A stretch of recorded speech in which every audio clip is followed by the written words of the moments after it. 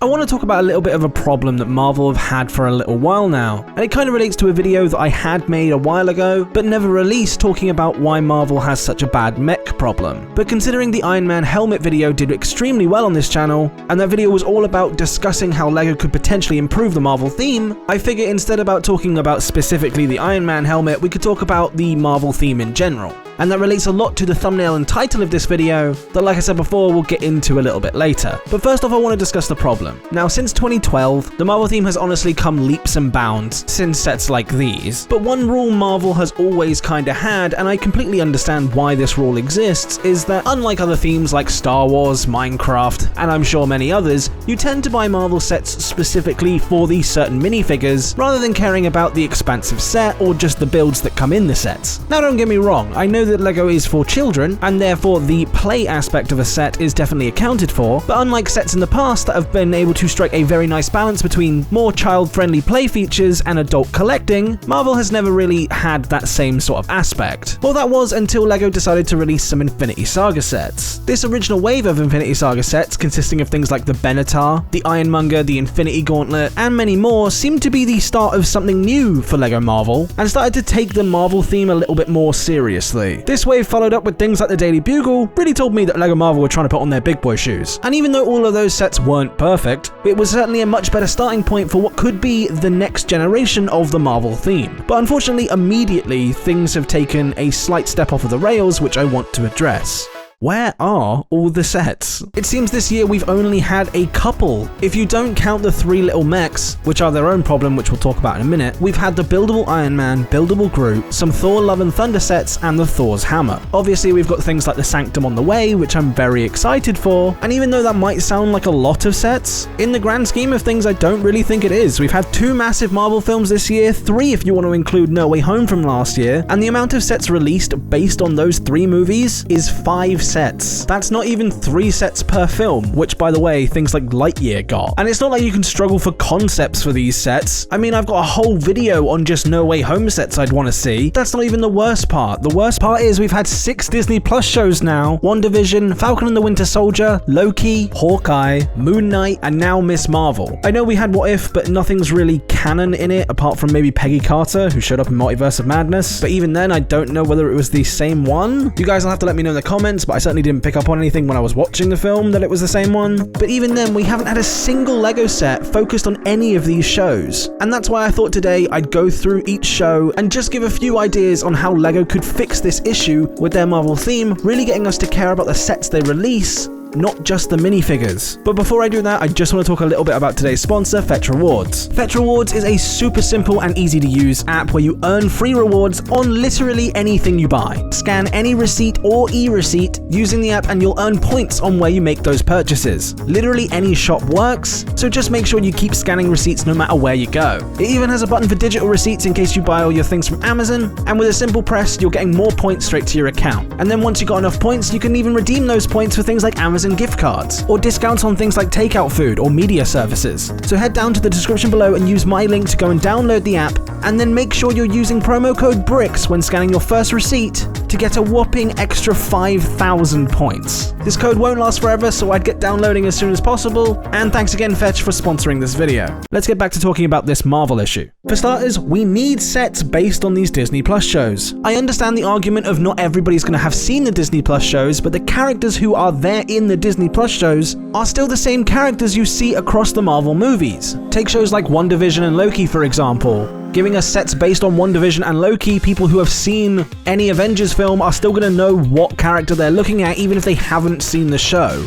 So LEGO don't really lose their, oh, they're not going to buy this set because of the figures aspect, even if they make a set based on a show that not everybody has seen. That's the beauty of the MCU, characters are shared between films. This is why I was rather happy when they released a CMF based on the Disney Plus shows, but at the same time was still upset that they focused a lot more on What If than the rest of the Marvel shows. Granted that not a lot of shows were out at the time, but if they did a series 2, I'd like to see none focused on What If and the rest focused on the shows. But at the same time, I do think that there's more opportunity for these Disney Plus shows in things like, I don't know, this new thing that LEGO's doing called dioramas. Even just having one diorama diorama based on each show, which I still personally don't think would be enough, but still be better than nothing, I think could change the Marvel theme for the better in the long run. Not only would we be able to be getting minifigures like Hawkeye and Kate Bishop, two minifigures which I know are very sought after in the Marvel collecting community, we would also get a very nice diorama of Kate Bishop's apartment. You could take other attributes that LEGO do, like the apartment sets, and do a WandaVision set, and give us characters like Billy, Tommy, an exclusive Vision and Wanda, and an Agatha minifigure.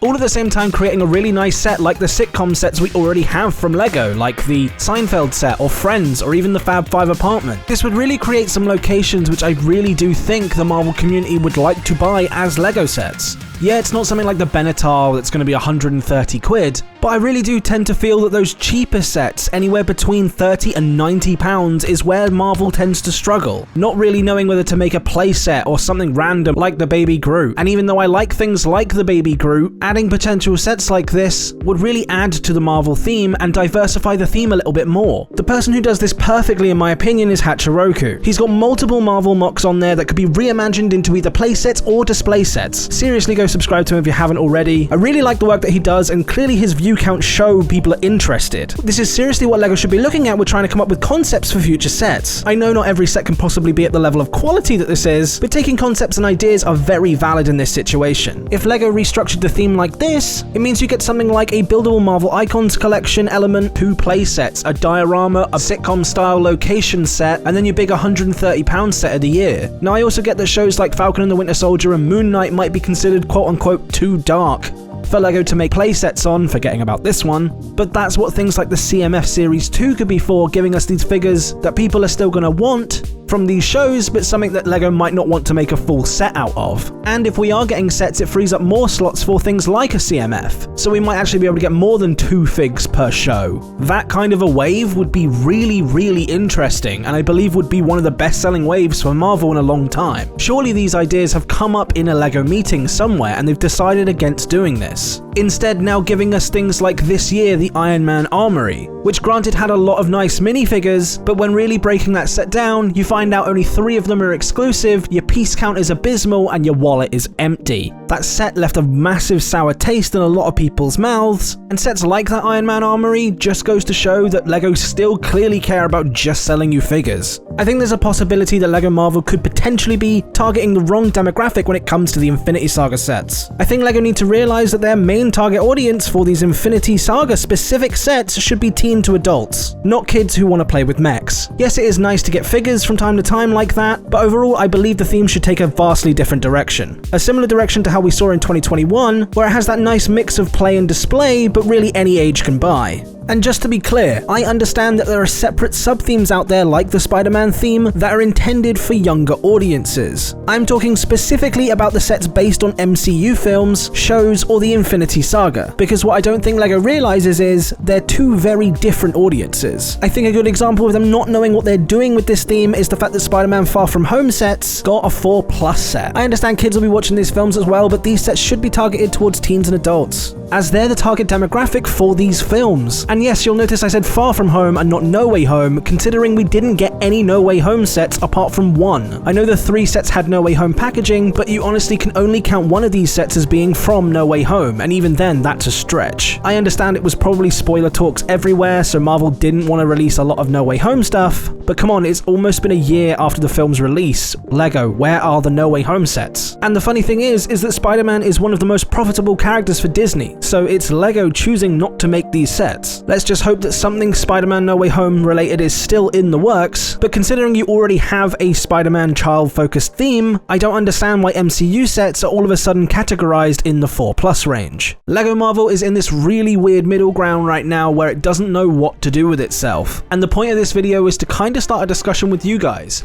Would you guys like more sets based around location? More sets based around story elements that we see in recent Marvel shows and movies? Would it not have been great to get things like a Marvel Illuminati set from the Multiverse of Madness? Or a set like the WandaVision set I was talking about, or even things like the Miss Marvel Avengers Con. These locations don't just have to be minifig based. The locations and settings and the world building in Marvel is awesome, and I really don't like that even the Avengers complex was still basically just a flat window with some white trimming, comparable to something like one of the LEGO City sets you see nowadays. But don't worry, it had a lot of Marvel characters in it, so therefore you had to spend 70 to 90 quid on it. But the most important thing out of all of this is, what do you guys think? This is the community. I'd be very interested to hear your opinions. Do you really care about the set that you get with the figures? Do you think even in the Infinity Saga we get too many badly made playsets? And do you guys also think we need Disney Plus sets before these shows kind of fall into the background and LEGO don't do anything with them? If you want to see another theme that LEGO totally need to make more sets for, you can check out this video on screen now,